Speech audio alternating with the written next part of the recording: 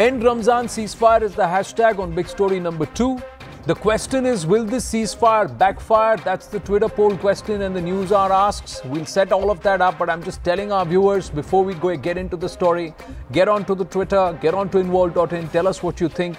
On Involve, all the 3 big stories, you have the hashtags as we go live on those stories. Your opinion matters. We may not debate all stories, but we will discuss and we'll put all of it, and I'll put out and read out all your opinions on involve.in. But now here, in an attempt to put an end to this growing spiral of violence in the valley and to facilitate peace in view of the ongoing Ramzan festivities, the centre on the 17th of May announced a ceasefire. While it came under intense criticism from many, it was also hailed as a move to bridge the gap with the valley youth.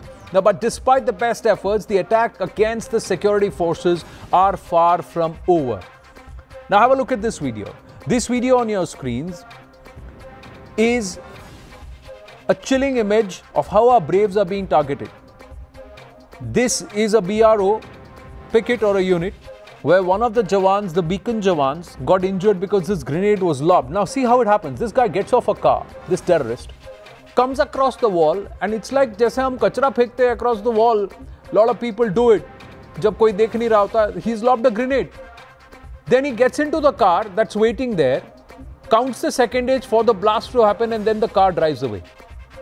This is the extent to which they are out there committing treachery in the holy month of Ramzan on the day of Shab-e-Qadr. Now, it's not all. From the brazen grenade attacks to covert IED attacks, our forces targeted by Pak proxies who survive in the shadows across the valley. All the while, our forces are bound by this quasi-ceasefire. Boss, you will not shoot first. You see somebody, you know that guy is a terrorist, you will not shoot first. You have to wait for them to act, and then you can retaliate. That's what it means by suspension of operation. Now, it's in this context that a raging debate has now ensued, whether to extend this Kashmir ceasefire or not.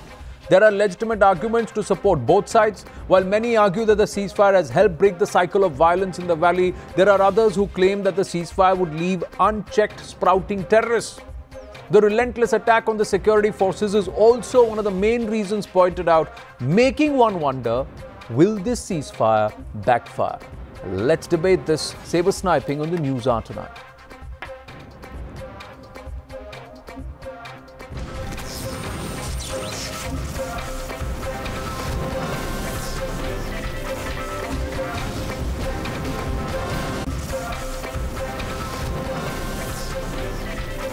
You're watching the News Hour at 10. Debate number 1 on Times Now.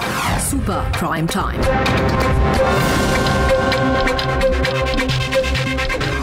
I have 2 veterans with me in the studio, and we'd like to hear what they have to say. Lieutenant General B.S. Jaswal, the former Northern Army commander, great to have you in the studio, sir. Thank you very much for taking the effort of joining me here on the News Hour. Colonel Arasan Singh, pleasure as always to have you with us. Tuhin Sinha of the BJP with us, and Nadir Ali, also with us, Center for Peace and Justice from Srinagar. One of those voices which says, give them space. We need dialogue. These people are all alienated. They need to be brought back. You have to solve the issues. But the issue has gone out of their hand. Now look at this. Let's just quickly do a number check, and I'll tell you where the status is. The number of terrorist attacks in the forces persists. 3 security personnel, 64 Jawans injured, 3 security personnel killed, 64 Jawans injured, 44 attacks after the 17th of May alone, 20 grenade attacks, not to forget the IED explosions. Now can those defending the extension of Ramzan ceasefire ignore these numbers? And there is more. As I put out the statistics, the case continues to build against this ceasefire or this suspension of operations. Was this a mistake? Because General Jaswal, let me start with you, because you worked in that area for such a long time. Every time you've got them by the scruff of their neck, you're asked to release. That's exactly what's happening. Yeah, you're right. As a matter of fact, Ramzan suspension of operations has been continuing for very long.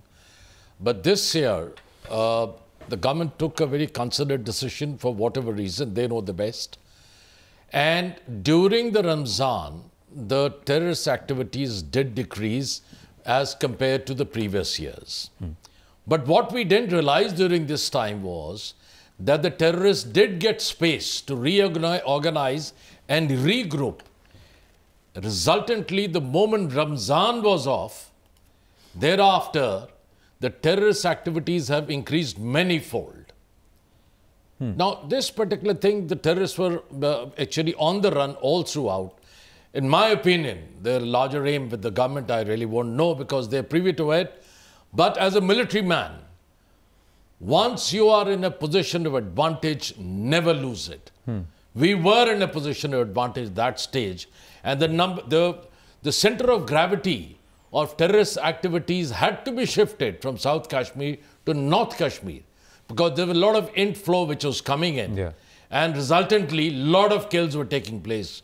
You know, Lieutenant Fiaz, his killers, the policemen, their killers.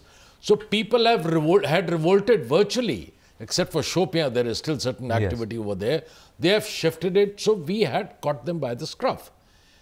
This olive branch, which was extended, gave them an opportunity to regroup and re-recruit. They've recruited about 45 people. So this particular thing... that is what many people were saying. And the other aspect Colonel Arasan saying is, I'm just putting out some more numbers. Now look at this. Civilians also died. They have not even spared their own people. And they've lobbed grenades that have claimed lives of innocents, minors, women, children, you know, and old people. People who've got nothing to do with this conflict and they're just out going about their livelihood. 20 terror attacks that has left 15 civilians killed, over 50 civilians injured. Now, they're on an indiscriminate rampage. They don't care. They don't care for their own people. So why should we care for them? These people have got nothing to do with the state.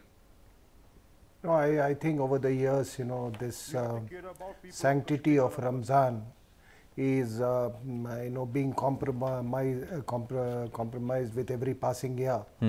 And this became more acute after, you know, this global jihad by Al-Qaeda and, you know, the ISIS. So the Wahhabi stream of Islam, you know, endorses that so-called martyrdom during this period, you know, fetches. But this Wahhabi stream, isn't it alien to Kashmir, sir? No. It's got nothing to do. Kashmiriyat was dead the day the Kashmiri Hindus were hounded out. It died the very same, you know, the very same time. So I have 1990s. I have absolutely no. I mean, I don't, you know, put any lip service, you know, to this Kashmiriyat business. But let me tell you, what is the narrative today? Supposedly they are fasting, then you kill, and then evening you have an iftar party. You have the, I mean, cheek to have a iftar party when these killings are going on. This is the narrative. Correct. I urge the people of Kashmir that, you know, they must revolt against these killings if they are true Muslims, if they are true Kashmiris. And they must desist from having iftar parties. Now, you know, let me tell you one thing, that what General Jaswal said, you know, about losing the momentum is absolutely correct. You know, you can have arguments about extending this, you know, this suspension of ops. I don't call it ceasefire. Correct. Suspension of ops, yeah. You could, but tell me, if there are people, if there are true Muslims and true Kashmiris, you know, where was the need? I mean, who anyway will not, you know, indulge in any act of violence. If they are true Muslims, then you are extending the ceasefire to whom? To whom? Correct. To whom? The second issue is that, you know, all these statistics, they are one statistics that is being trotted out is that last year in the first 16 days of Ramzan, there were 195 violent incidents. This time it has only been 39. This was due to the extensive and intensive operations that the Indian Army carried out.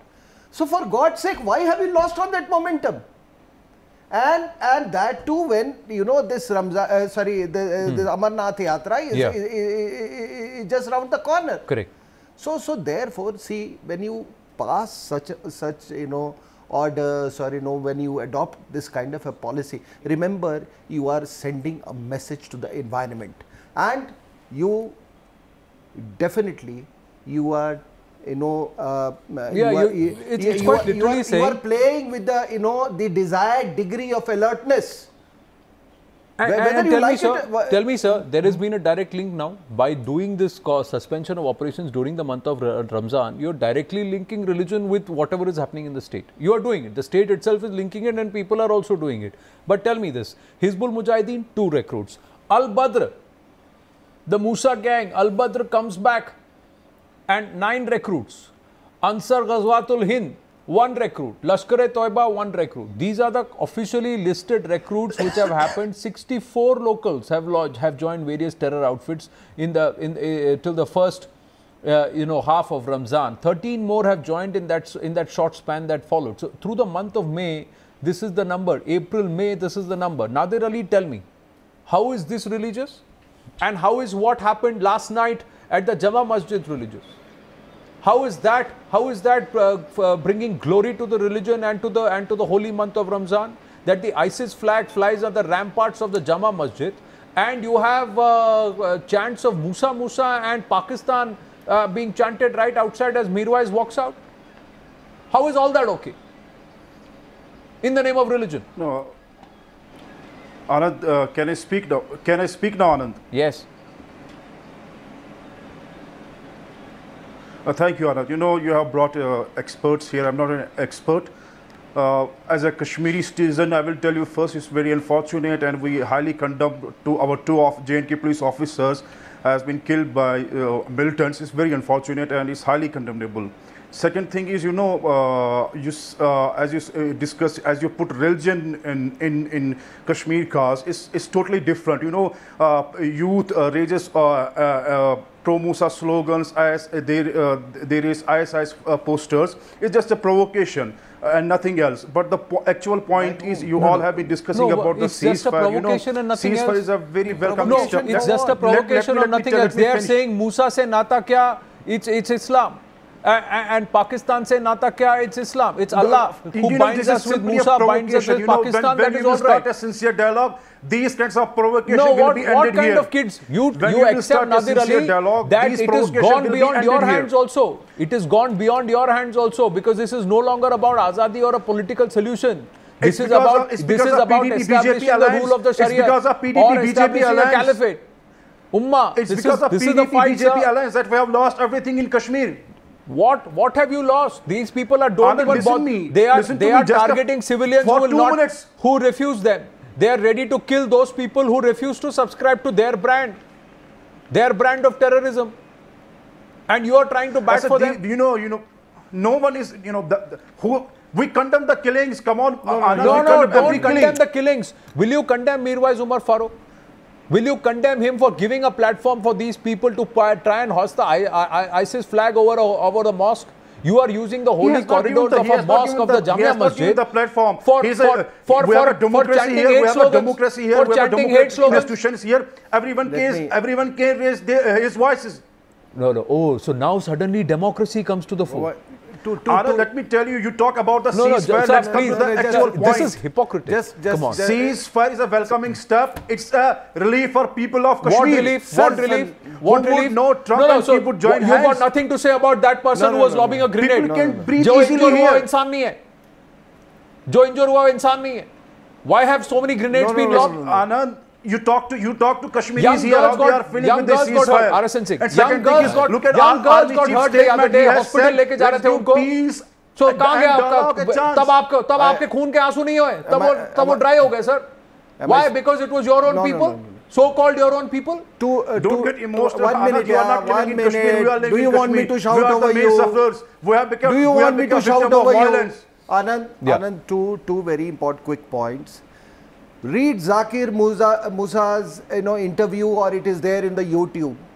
He clearly says that whether we are fighting with guns or we are fighting with stones, we are not fighting for Kashmir, we are not fighting for Kashmiriyat, we are fighting for Caliphate. He says. This is the nth time that this has happened outside the Jama Masjid. What about Kashmiri's version? Just don't talk about Kashmir. I mean Kashmir and Kashmiriya. Say something about those people who are chanting Musa's chant. Take a position against those people who are chanting for Musa. Take a position, Nadir Ali. Take a position right now. Do you condemn Caliphate? Do you condemn Jihad? Do you condemn Ummah? Tell me today, categorically, do you condemn it? Do you condemn the concept of army? Do you condemn atrocities done by this holy security forces? Ramzan Yes. period? Do you condemn The whole fake the whole promises made country by is Indians? watching you. You condemn first. What? You I am condemn because asking from you, 1947 you are a you have made only fake promises to Kashmiri who is Kashmiris. bragging about Kashmiriyat and the land of Kashmir, condemn Kafir, You need to condemn it first condemn because you jihad, are here. condemn Ummah. We are not with you. Can I come in? Yes. Yes, Tuhin has not yet spoken. I'll go to Tuhin after General Jaswal. Yeah. Nadir, I would like to inform you, I was hearing a debate and I really appreciate Shabnam Lone. She said that shopkeepers from Nohata had come to her. She told us. Yeah, exactly, on your today. channel itself. And they were criticizing these people who were shouting, Dar-e-Islam. That is the land of Islam is going to be established out here. So, what is the extrapolation? The extrapolation is there are a select few who are trying to mislead the rest of the people. There are people who are under duress, coercion. And Absolutely who's behind all that? A couple of terrorists Absolutely and right. the separatists. And who's suffering? The whole of Kashmir. People are fed up, let me tell you. Major Kashmiri. I've also got Exactly. a lot of friends over there and I keep getting inputs. And I must quote to you of 2010. What happened? But what is India's responsibility to do now? Nadir, That's just the a question. second. Let me I'll quote to you of 2010. When the stone throwing was going on, the shutters were put down by the terrorists and they were telling our chaps, I got the feedback as the army commander that time, that साहब हमारे shutters खुलवा देंगे तो हमारी जो business खत्म कर देंगे हम तो तंग आ गए इनसे आप डंडा मारे हमारे इसके ऊपर खुलवा दें those chaps are coming डंडा मारो नीचे कर दो so those chaps are being held under duress under caution under threat they are not actually for a caliphate coming in over there but caliphate is being thrust upon them by certain Wahhabi people coming from Saudi Arabia, from Deobandi sect or whatever it is. Yeah. A common Kashmiri is against this. Let me warn. Today we are getting so much of intelligence from people. That is the reason we are having absolutely in-driven specific operations. And not just that, sir. I'm going to bring in Tuhin. Tuhin, look at what people are saying. Why are the likes of Mirwais and Gilani being allowed to roam free? Why are they being given a free run? Why is this man being allowed to control Nauhata? That same street, 1 year ago, saw Muhammad Ayub Pandit lynched. 15 days ago, it saw a CRPF van. Because of it saw a democracy here. CRPF van. It saw a CRPF van almost like a staged ambush, and it would have been set ablaze had they stopped there. Today, last night, we see what's happening there at the Jamia Masjid. Why is this being allowed? How is he a peace mascot? You know, with the limitations that we have on Kashmir, the most prudent and the most pragmatic approach in Kashmir has to be a two-pronged approach which alternate with each other. One is hot pursuit, where you just go after the terrorists, which has been happening in the last 2 or 3 years. And the second is to reach out to people through a process of dialogue, which and the present ceasefire, I would say, is the precursor to that. Now, when you talk about ceasefire, I think it's a much misunderstood word. What it simply means is that we would not initiate the hot pursuit of the kind which you saw on April 2nd, where nearly 15 terrorists were killed in a day. But that does not mean that there would be any let-up in our intelligence gathering system or in retaliation. In fact, I have with me a report published in Times of India. Let me complete, Anand. I've been waiting for some time. I know, Tuhin. I have with me a report published in Times of India on 10th June but the amount, by with a respectfully, journalist Tuhin, the amount you have waited on the Newshour is far less. It's just a fraction of the amount the people of Jammu and Kashmir and the people of this country have been waiting to find to ensure that this issue is resolved. These jokers are weeded out, sir. Paper, the Times of India has presented a different overview of the situation. And this is a report dated 10th June. Shall I selectively read out from that? No, read out.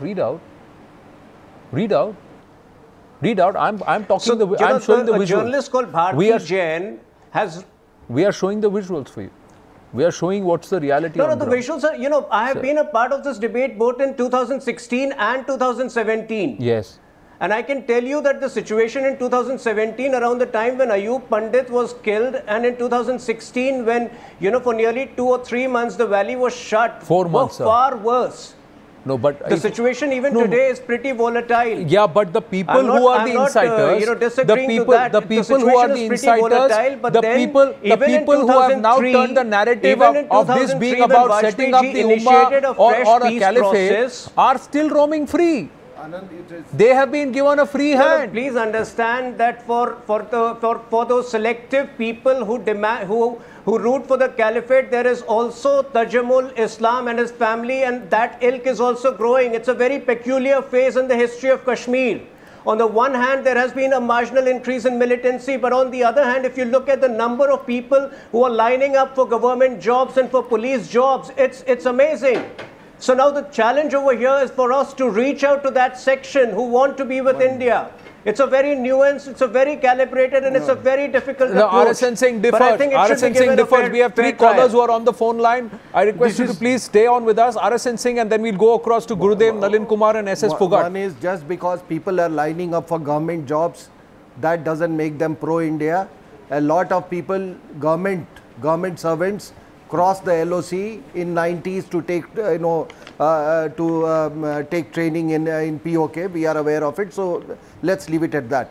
The second point I would like to say is that, look, there is just a report 2-3 days back, you know. Do you know the role of Mirwais Farooq and Gilani? There is one Ashik Baba. Ashik Baba was sent to Pakistan. Yes. On, you know, they got a Pakistani visa on their recommendation. Correct. He crossed Wagah border 4 times. We broke the story here in Times Now. Wagah border 4 times. He, you know, coordinated the details of the attack in Nagrota on that artillery officer's mess, right? Then when these terrorists arrived, Asif Baba and 2 of his other, you know, teammates, they provided reception, they provided shelter, they carried out reconnaissance, they provided him the vehicle. Yes. And then, you know, this attack was carried out. Yes. Mirwais Umar Farooq is no saint, he is no Maulana. This very act amounts to waging war against India. This and but nothing, sir. But nothing will be done. No action will be taken. They have all the inputs. They have all the intelligence. These people are still free, and they'll roam free. 3 callers, sir. I'm just please bear with me. Let's listen to what they have to say. Gurudev from Bengaluru, Nalin Kumar from Mumbai, and SS Phogat from Gurugram. Gurudev, go ahead, please. Thank you for your patience. Go ahead, please. Thank you, sir. The thing is, I was just seeing the video evidence of the 2 that they were flying this ISIS flag. It is a warning to the government. It is a warning to the government. What is the sure that they will not fly on the Red Fort tomorrow? First, they should take the clean Kashmir. These terrorists should be cleaned. And neither the ashes should never be left over. If the ashes are left, if the ashes is mixed with the water, once again they will. Well, I understand your sentiment. Clean up. I understand your sentiment. I understand your sentiment, Gurudev. But I'm going to check you before it gets out of hand. The sentiment gets out of hand on air. But thank you for calling in. Thank you for calling in. It's as good as a pest control. Eliminate the pest, exterminate them. Don't leave any holes or pockets behind, because they will again start festering. Nalin Kumar from Mumbai. Yes, Nalin. Yeah. Good evening, Anand. Good evening. I just wanted to make 1 or 2 blood points. I echo the views of Colonel Singh when he said that Kashmir was dead. It had gone to graveyard till when in 1990s. 3 lakh 4 Kashmiri Pandits were, you know, thrown out of the valley, killed, raped, and genocide perpetrated on them. So how could an Indian state think of such a generosity of having a ceasefire with those people who have killed innocent people in the history of, in the recent history of the world? It is barbaric act. You know, Indian army had the upper point. You know, when they were killing all these terrorists sent from the outside, from the Pakistan and the homegrown. Right. And now you are saying that Indian army, whatever they have done, you know, they should stop and then let terrorists kill them. This is hypocrisy of the highest thing. I know that the Kashmiri person on the panel will only do the ceremonial condemnation of the killings of police person or the army person. He doesn't have guts to say terrorists are terrorists. They should be sent to gallows. They should be killed. They should be killed in Lal Chowk. That's what I wanted to say. Thank you. Nalin, thanks for calling in. We've got SS Fugat from Gurugram. Yes, Mr. Fugat.